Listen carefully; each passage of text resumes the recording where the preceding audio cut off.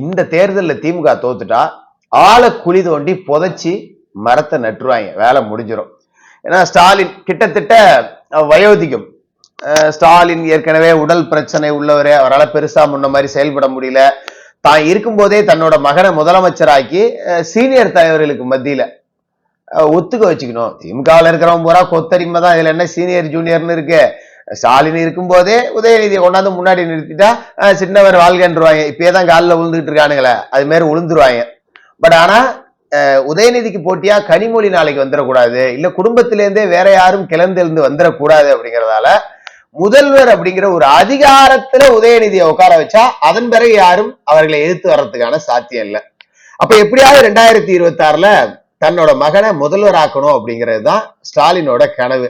அதனாலதான் கனவு காணுங்கள் நம்மள்ட்ட சொல்லி உருட்டிட்டு இருக்காப்புல. என்னிட்டலாம் கனவு காணுங்கள்னு கேட்டா குடும்பத்தோட தயவு செய்து ஓங்கோலுக்கே பஸ்ஸை பிடிச்சி போய் தொலைங்கடா சாமி அப்படின்னு, இதான் என் கனவு அப்படின்னு.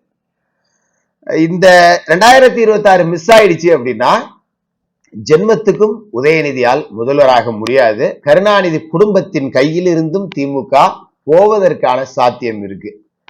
திமுகவே உடைபடும், திமுகவே தரிசா போகும், தரமட்டமா போகும். நம்மளோட பேராசையும் அதுதான், அது நடந்தே தீரணும். பேராசைன்னு கூட சொல்ல முடியாது, சரியான ஆசை, தமிழர் நலனுக்கான ஆசை அப்படின்னு கூட அதை நம்ம சொல்லலாம்.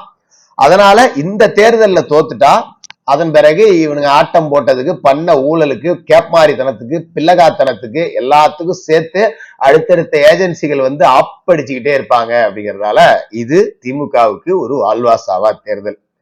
அதிமுகவை பொறுத்த வரைக்கும் பலமான கூட்டணி அப்படிங்கறத அமைச்சிருக்காங்க. அந்த அடிப்படையில ஜெயிச்சுருவோம் அப்படிங்கிற நம்பிக்கை இப்ப கூடுதலாவே வந்துருச்சு. ஆனால் ஒருவேளை தோற்றால் இது அதிமுகவுக்கும் வாழ்வாசாவா தேர்தலா இருக்கும், திரு எடப்பாடி பழனிசாமி அவர்களுக்கும் வாழ்வாசாவா தேர்தலா இருக்கும். ஏன்னா இந்த தேர்தலை விட்டுட்டோம் அப்படின்னா அடுத்த 5 வருடத்திற்கு அரசியல் பண்ணவே முடியாது. போதாத உத்தத்துக்கு மீடியா ஃபுல்லா திமுக காரணங்க.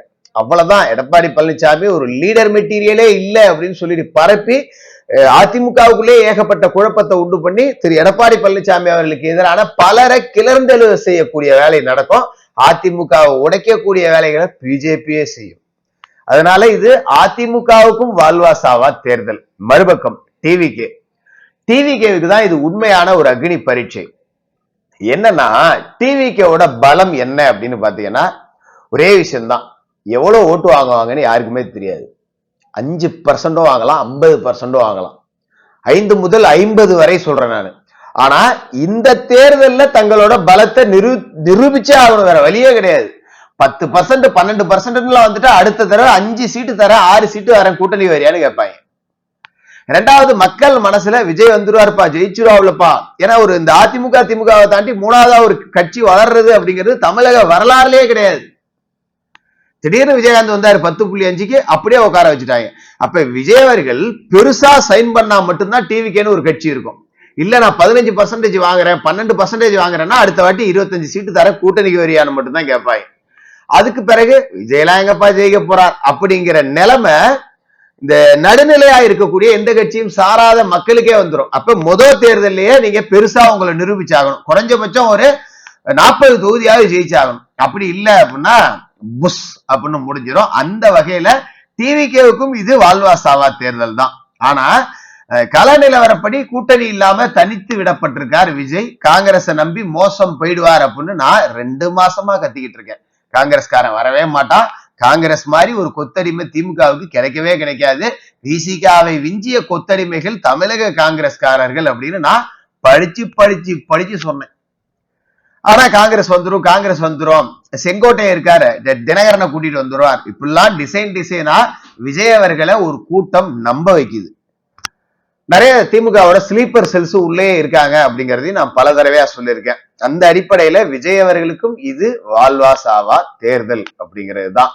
பார்ப்போம் அடுத்தடுத்து என்ன டெவலப்மெண்ட் நடக்குது, யார் வாழ போறா, யார் சாக போறா, எந்த கட்சி பிழைக்க போகுது, எந்த கட்சி அழிய போகுது அப்படிங்கிறது எல்லாத்துக்குமே இந்த 2026 தேர்தல் ஒரு முடிவை சொல்லிடும்.